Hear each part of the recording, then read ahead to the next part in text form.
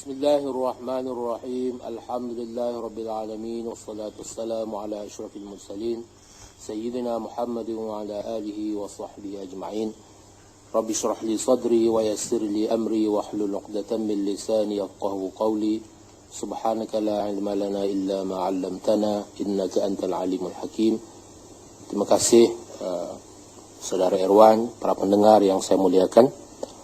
Bertemu kita pada pertemuan yang terakhir rancangan Khazanah Ilmuwan, di mana pada minggu ini insyaAllah kita sampai kepada penghujung perbincangan kita terhadap risalah Khulasatul Kalam fi Tarjihi Dinil Islam karangan Syekh Yusuf bin Ismail An-Nabhani.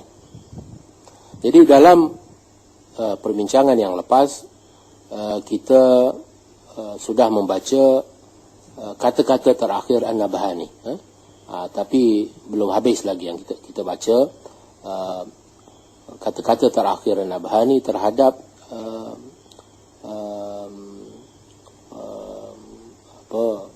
orang-orang yang mahu membuat pertimbangan.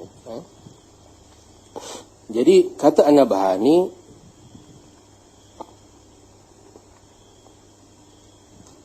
fayajibu alaika ayyatuhan nafsu.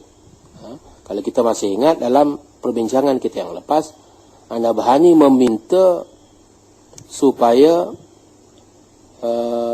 kata-kata ini ditujukan kepada jiwa, kepada diri, kepada diri sendiri. Kerana diri itulah yang akhir sekali akan membuat keputusan berdasarkan kepada kepentingan. Semua orang akan meletakkan kepentingan diri mengatasi kepentingan yang lain. Itu sifat semula jadi manusia. Kerana pada hari akhirat nanti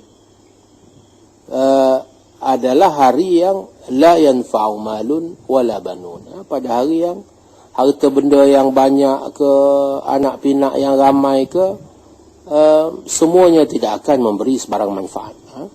Melainkan apa yang ada dengan kita.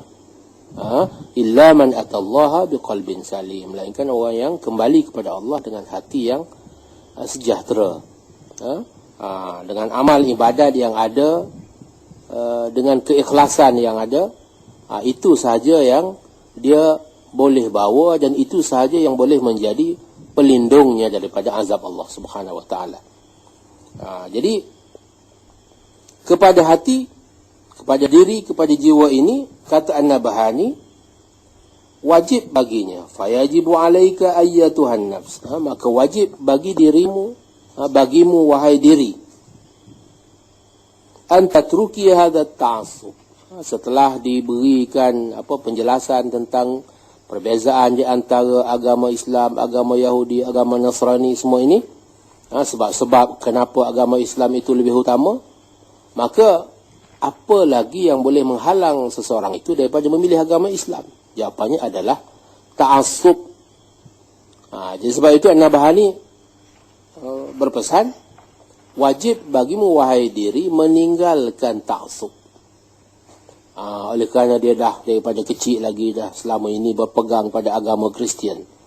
Oleh kerana dia daripada kecil, daripada lahir lagi berpegang kepada agama Yahudi. Maka dia nak bertaksub. Dia dah tahu, inilah yang berlaku. Inilah yang berlaku pada hari ini. Walaupun ramai ilmuwan-ilmuwan, sekolah-sekolah di barat yang begitu mendalam ilmu pengetahuannya tentang Islam, bahkan mengatasi daripada orang Islam sendiri. Dia lebih tahu tentang Al-Quran, dia lebih tahu tentang Muhammad, dia lebih tahu tentang agama Islam secara keseluruhannya, tentang sejarahnya. Akan tetapi mereka itu tetap tidak menganut agama Islam. Kerana apa? Jawapannya adalah ta'assub. Ketaksuban terhadap budaya, terhadap bangsa, terhadap pegangan mereka selama ini, sehingga menghalang mereka daripada mengakui kebenaran agama Islam. Maka ini suatu penyakit, kata An-Nabhani. Maka hendaklah kau meninggalkan ta'assub alladhi aqibatuhu 'alaika syiqa'ul abad, yang akibatnya terhadap dirimu adalah kecelakaan ataupun penderitaan yang kekal abadi. Wa tattabi'i al-haqqa alladhi fihi sa'adatul abad, dan wajib bagimu wahai diri mengikuti kebenaran yang padanya sahaja engkau temui kebahagiaan yang abadi. Ala wa huwa ittiba'uka dinul Islam wa imanuka bin Nabi Muhammadin sallallahu alaihi wasallam. Ketahuilah bahawasanya itu tidak lain daripada engkau mengikut agama Islam. Engkau mengikut agama Islam dan engkau beriman dengan Nabi Muhammad sallallahu alaihi wasallam. Wa fi dhimni dhalika al-imanu bi Musa wa Isa. Dan di dalam masa yang sama engkau juga beriman dengan Musa dan juga Isa. Tak jadi masalah. Kerana dalam agama Muhammad itu sudah merangkumi segala agama nabi-nabi yang terdahulu. Sudah merangkumi segala intisarinya. Jadi bila seorang itu memeluk agama Islam, dia tak rugi apa-apa. Yang dia tinggal apa? Yang dia tinggal satu perkara saja, iaitu taksub. Taksub saja yang dia tinggal. Kalau dia memang ikhlas nak hidup beragama, maka di dalam agama Islam itulah ditemui segala yang terbaik, yang paling sempurna, yang paling lengkap daripada peninggalan agama-agama Nabi yang terdahulu.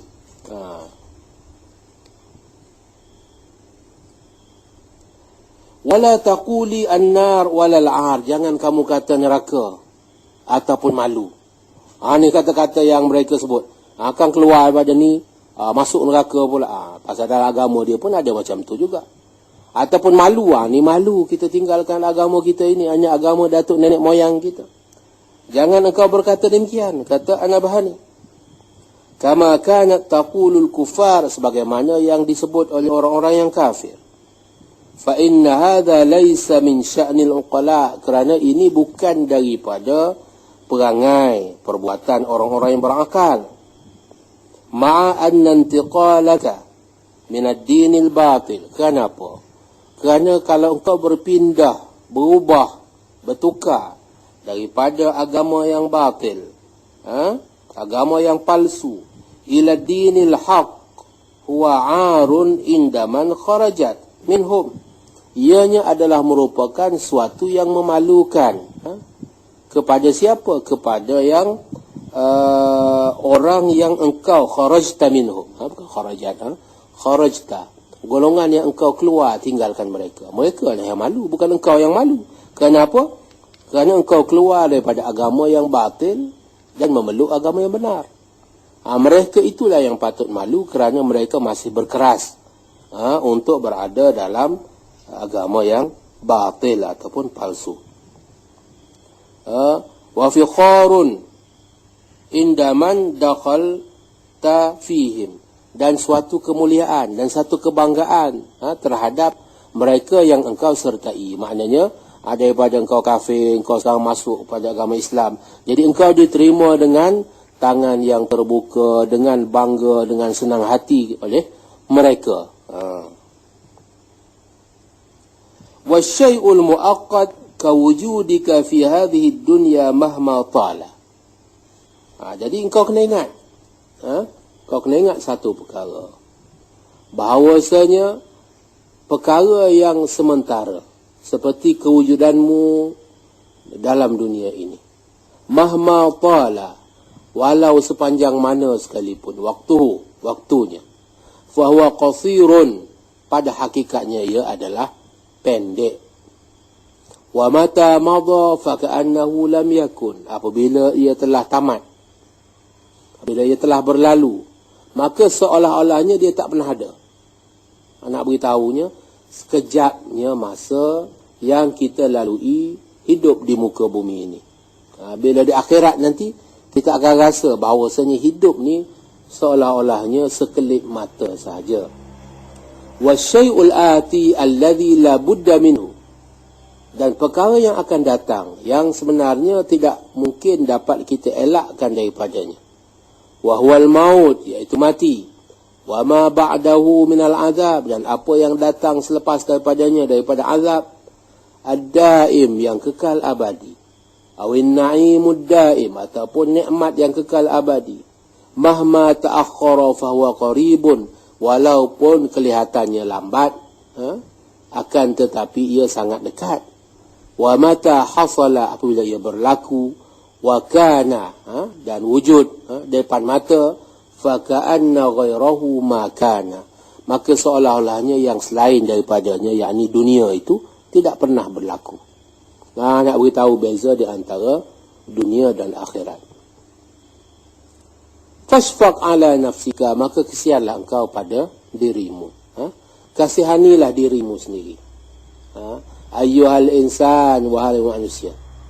Wa azil hijab al-ghaflati an aqlika, dan hapuskan penutup ataupun hijab ghaflah, hijab lupa. Hijab inilah yang menyebabkan kita lupa. Hijab kelupaan, hijab kealpaan daripada akalmu.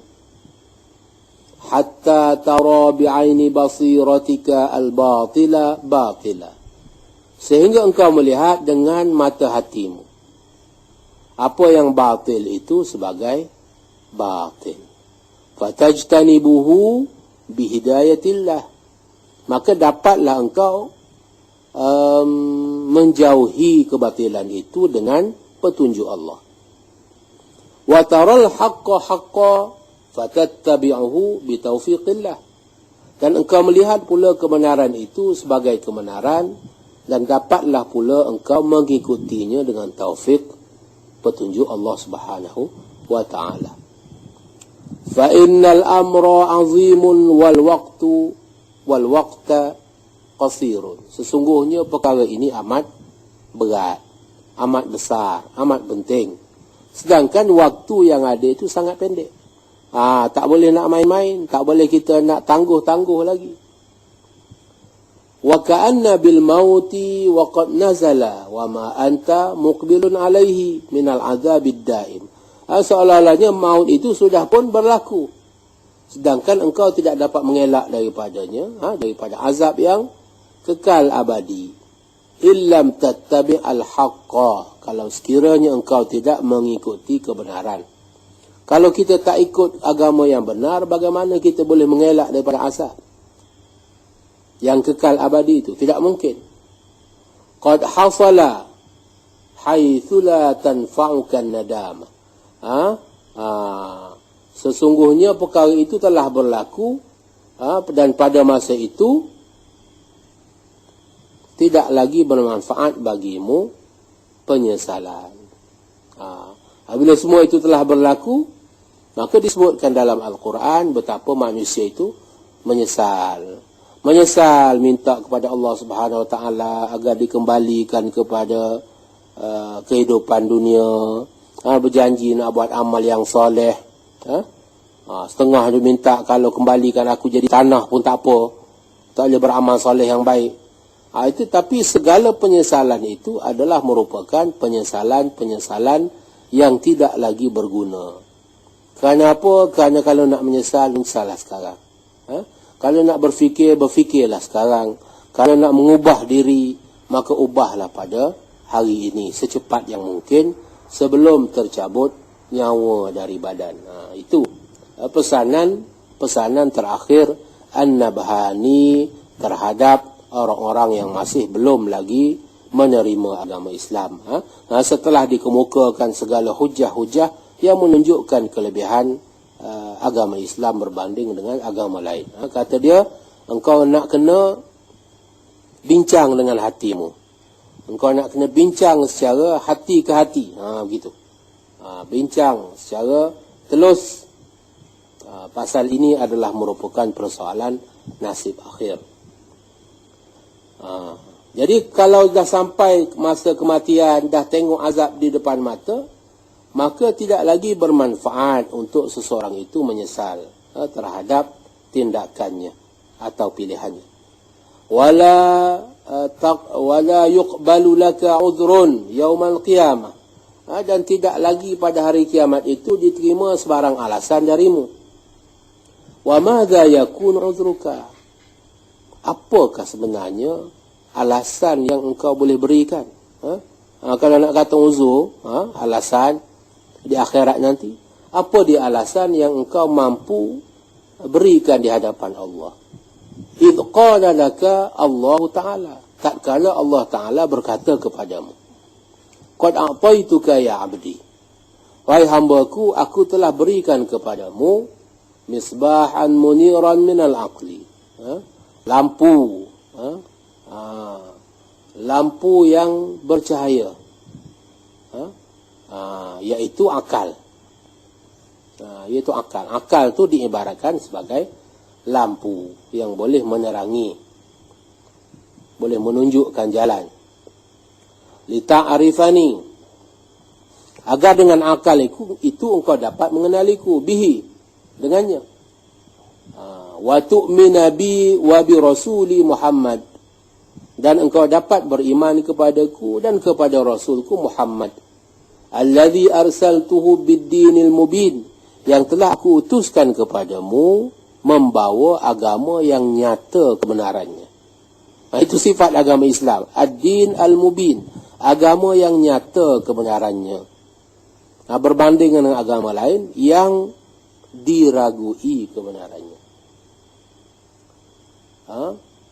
Wa khatamtu bihi wa khatamat bihi an-nabiyyin wa khatamtu bihi an-nabiyyin, dan aku khatamkan, aku tamatkan perutusan nabi-nabi dengan dia, dengan Muhammad. Jadi dia yang terakhir. Wa ja'altuhu hujjati 'alal 'alamin, dan aku jadikan dia itu sebagai hujahku terhadap sekalian alam. Maksudnya di akhirat nanti, kalau aku azab kamu semua, apa hujahnya? Aku telah utuskan kepadamu Muhammad dengan bukti-bukti yang nyata. Jangan nanti engkau datang kepadaku mengaku tak tahu pula. Kerana Muhammad itu telah membawa bukti-bukti yang nyata. Oleh sebab itu, maka Muhammad itu menjadi hujjah terhadap sekalian alam. Jadi hujjah Muhammad itu disambung oleh umatnya. Kita lah pula yang menjadi hujjah terhadap umat yang lain. Wa ayyatuhu bil kitab wal ayat wad dalail wal mu'jizat, dan aku telah mendokongnya dengan kitab, yakni Al-Quran, tanda-tanda kenabian dan dalil-dalil kenabian, dan juga mukjizat-mukjizat, semua sudah cukup. Wa basyartu bihi fil injil wat taurah wal kutub as-samawiyah, samawiyat, dan aku telah sebutkan berita kedatangannya itu di dalam kitab Injil, dan juga dalam kitab Taurat, dan juga dalam kitab-kitab yang datang daripada langit. Sebelum ni dah sebut dah. Jadi jangan cuba nak berbohong bahawasanya perkhabaran tentang Nabi Muhammad itu tidak diketahui. Bahkan mereka itu semua mengetahuinya. Sehingga Al-Quran menyebut, ya'rifunahu kama ya'rifuna abna'ahum. Mereka kenal Muhammad itu sebagaimana mereka kenal anak mereka sendiri. Kerana apa? Kerana sifat-sifatnya itu sudah disebutkan dengan jelas sekali. Bahkan namanya sekalipun disebut dalam riwayat, dalam kitab-kitab yang terdahulu. Dah sampai kepada mereka. Jadi kalau tak nak terima, itu semata-mata kerana ta'assub, kerana kedegilan dan kekufuran mereka. Wa ala alsinatil insi wal jani wal kahani wal ahbari wal ruhban. Dan benda ini telah disebut-sebut oleh manusia dan jin, dan tukang tilik, dan tukang padri-padri, dan orang-orang yang bijak pandai dalam agama yang berbagai ini, semua telah sebut tentang kedatangan Nabi akhir zaman ini. Wa nashartu ilma nubuwatihi wa da'awatihi fi sairil aqtar, dan aku telah sebarkan ilmu tentang kenabiannya. Semua orang tahu. Dan dakwahnya dan ajarannya kepada seluruh pelosok alam. Fabalagha kulla makanin balaghahu al-lail wan nahar. maka telah sampai ajarannya itu pada segenap tempat di mana sampai siang dan malam. Kalau di tempat tu ada berlaku siang dan malam, maka di situlah sampainya ajaran Muhammad sallallahu alaihi wasallam. Wa ja'altuhu azhara minasy-syamsi, dan aku jadikan agamanya itu, aku jadikan dia lebih zahir, lebih jelas, nyata, lebih terang daripada cahaya matahari. Likulli man nazara ilaihi bi'ainil aqli wal insaf, kepada setiap orang yang melihat kepadanya dengan pandangan akal dan dengan keinsafan. Kalau tak melihat dengan akal, kalau tidak ada keinsafan, tak ada apa-apa faedah, takkan mendatangkan apa-apa petunjuk pun kepada dia.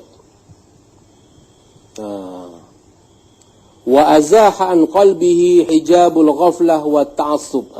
Orang yang melihat dia dengan akal, dengan keinsafan, dan orang yang telah menghapuskan daripada hatinya itu hijab ghaflah, hijab ataupun penutup, hijab yang mendatangkan sifat lupa.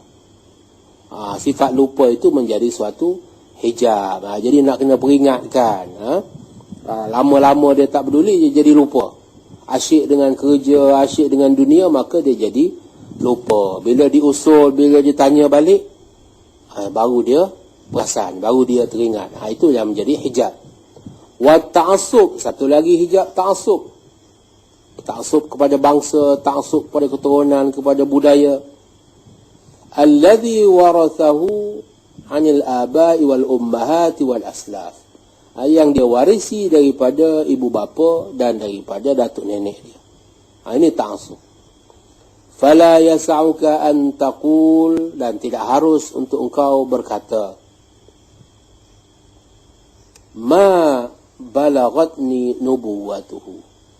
Takkan kita nak kata di hadapan Allah Ta'ala nanti, tidak pernah sampai pun kepadaku kenabiannya, berita kenabiannya. Wala wasalatni da'watuhu, ataupun dakwahnya tak sampai juga kepadaku. Wa ma sami'tu bi kitabihi wa ayatihi wala bidalailihi wa basyairihi wa mu'jizatihi. Dan tidak pernah aku dengar tentang kitabnya, tak pernah aku dengar tentang tanda-tanda kenabiannya, dan dalil-dalilnya dan segala mukjizat-mukjizatnya. Tak pernah sampai kepadaku. Maknanya nak menafikan dengan cara pembohongan. Itu pembohongan semata-mata. Li'annaka tukhatibu hunalika 'allamal ghuyubi. Kerana engkau berhadapan pada hari itu dengan Tuhan yang Maha mengetahui segala perkara ghaib. Kita tak boleh nak sembunyi lah apa yang ada dalam hati kita. Kalau kita tahu, tak usahlah kita nak mengaku kita tidak tahu. Fala yaruju indahu kadhibul kadhub wala yas'uka alla tujiba bil waqi' min anna ummaka wa abaka wa muallimaka alladhi rabbaka humul ladhina gharasu fi qalbika syajaratat ta'assub. Dan pada hari itu tidak boleh lagi pembohongan orang yang kuat berbohong itu memberikan apa-apa perlindungan kepadamu. Tak boleh dah siapa-siapa cuba nak berbohong di hadapan Allah. Yang kuat berbohong pun di hadapan Allah tidak mampu lagi dia berbohong. Dan pada hari itu tidak lagi mampu engkau memberikan jawapan, melainkan jawapan yang benar. Wala yas'uka illa an tujiba bil waqi'. Pada hari itu tak boleh nak beri jawapan lain selain daripada jawapan yang benar. Apa dia jawapan yang benar? Anna ummaka wa abaka, bahawasanya ibu dan bapa mula, dan datuk nenek mula, yang telah menanamkan kepadamu dalam hatimu perasaan ta'assub lidinil abai wal ajdad, terhadap agama bapa dan tok nenek kamu, wa in kana zahiral butlani wal fasad. Walaupun nyata kepadamu kebatilan agama berkenaan dan kepalsuannya. Wa karrahuka fi dinil Islam, dan mereka itulah yang menimbulkan kepadamu kebencian terhadap agama Islam. Yang ni yang dikatakan ta'assub tadi, dia bukan berlaku begitu je, berlaku melalui pendidikan, berlaku melalui usaha-usaha yang terancang. Jadi pada hari itu terdah segala-galanya. Kamu tak boleh menafikan ibu bapamu, datuk nenekmu, saudara maramu, kaum keluargamu yang mengajarkan kepadamu segala itu. Akan tetapi ini soal agama dan kamu tidak boleh nak menyalahkan orang lain. Kerana soal agama ini adalah merupakan soal keselamatan jiwamu. Maka dengan sebab itu tak boleh nak bagi alasan ini sebab orang itu, sebab bapa aku, sebab mak aku. Kerana akhir sekali pilihan itu adalah datang daripada diri sendiri.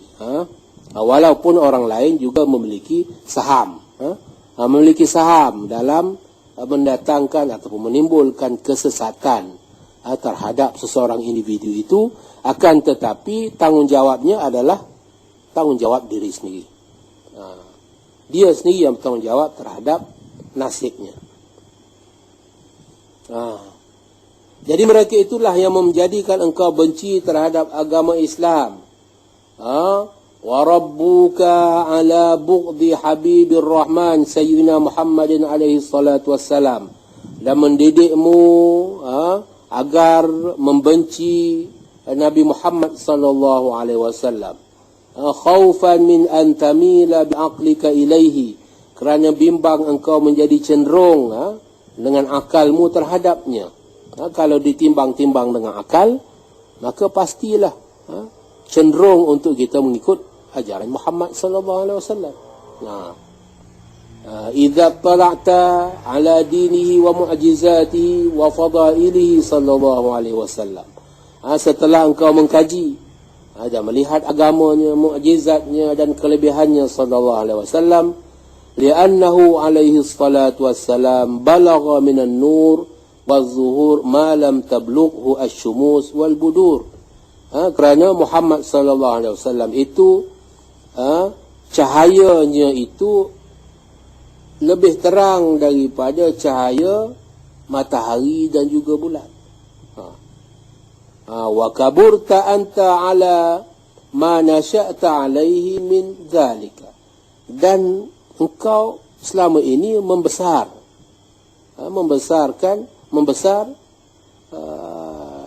atas perkara-perkara yang kami sebutkan tadi, yang aku sebutkan tadi. Kebencian terhadap Muhammad, kebencian terhadap agamanya, tutup akal fikiran terhadap agama Islam. Washtaghalta bid-dunya, pada masa yang sama engkau sibuk dengan urusan dunia. Fanasita amral akhirah, dan engkau lupa persoalan akhirat. Wansattat alaika ila ma'rifatil haqqi al-masalik, dan engkau lupa untuk berusaha, tidak berusaha untuk mengenali kebenaran. Buat tak kisah terhadap kebenaran, sibuk dengan urusan dunia, sehingga engkau tidak mengambil jalan, tidak berusaha untuk mengenali yang mana agama yang benar, yang mana agama yang palsu. Fa iyyaka thumma iyyaka an tabqa kadzalika.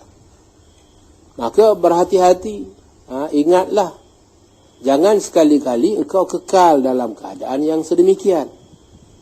Hatta ya'tiyakal maut wa anta fi biharil ghaflah, sehingga maut datang menjemputmu sedangkan engkau berada di lautan kealpaan.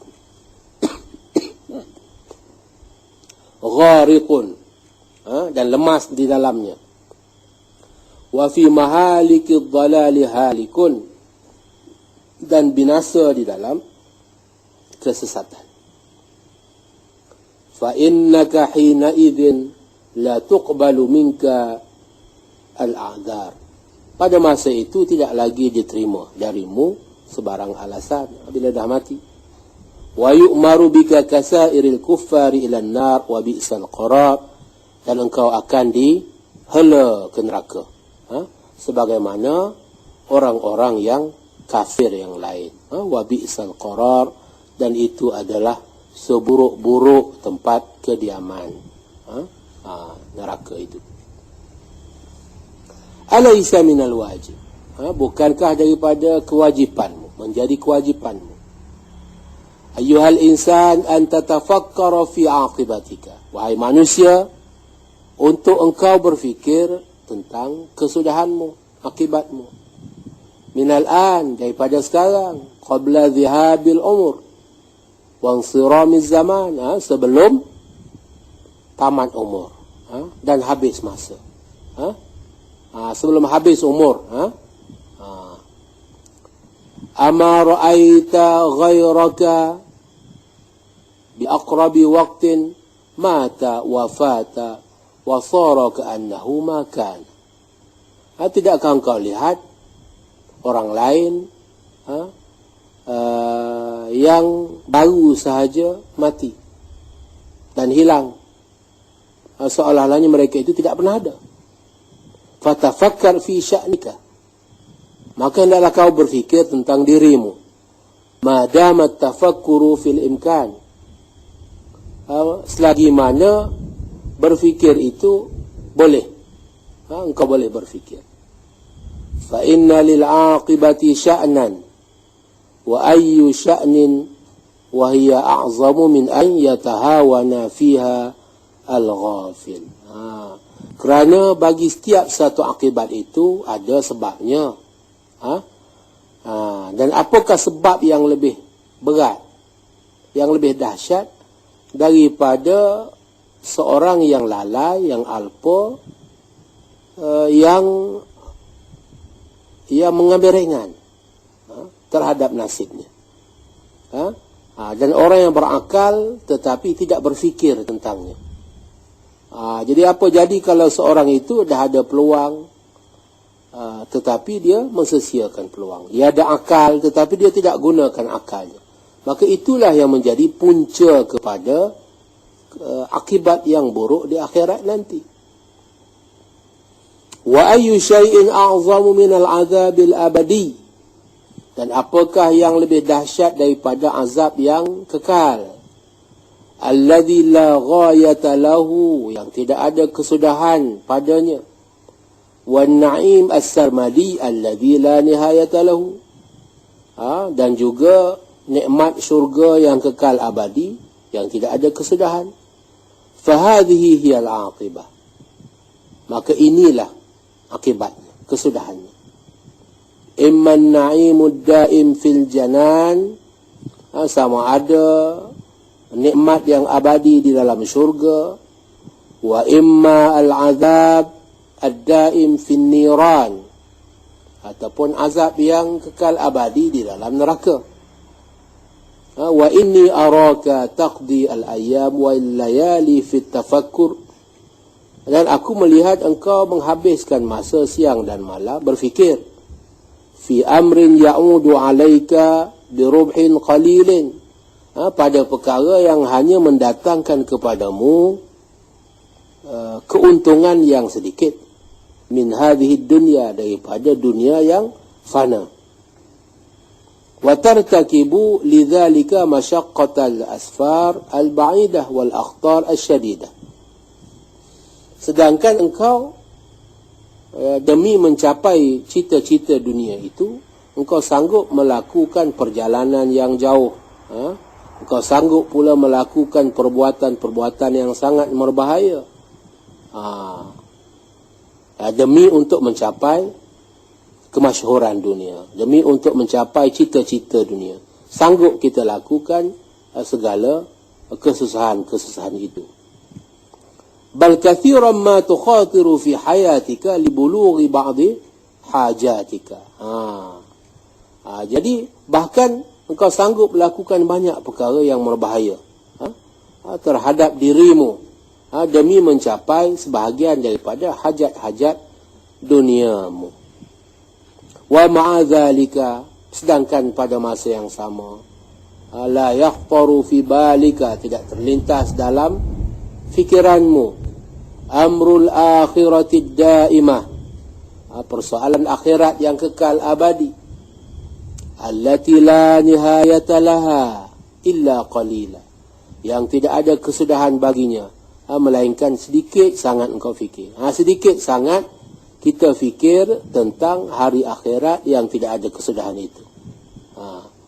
Yamurru ala dhihnika fil azman al-mutatawilah kalamhil barqi bila i'tina'in. Fikiran tentang perkara itu hanya datang dalam fikiranmu sedikit, sekejap saja.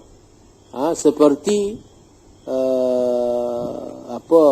seperti kilat.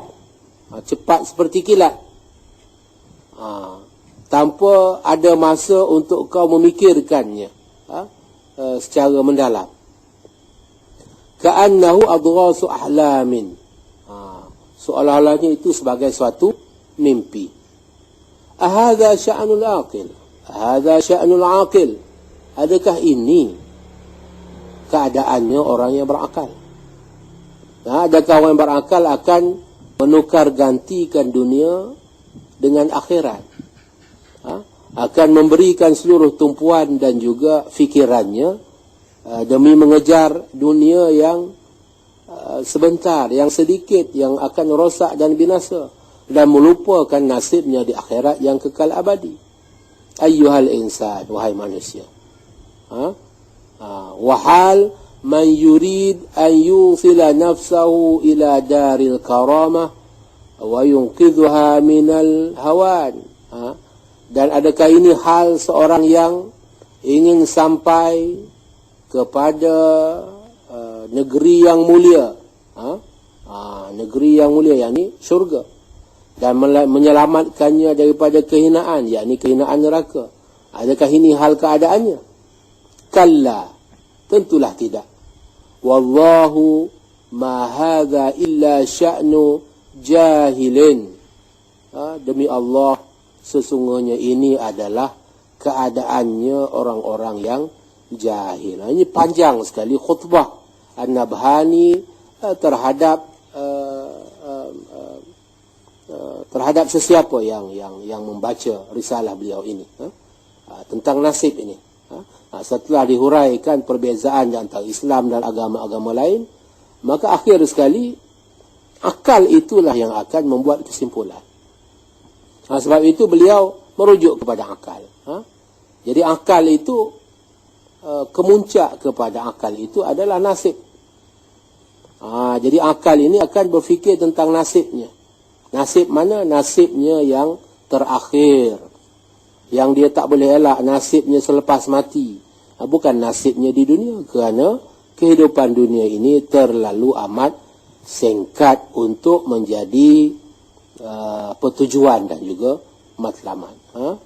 Wallahi, demi Allah, sesungguhnya ini bukanlah perangai orang-orang yang berakal, akan tetapi perangai orang-orang yang jahil ataupun majnun ataupun gila.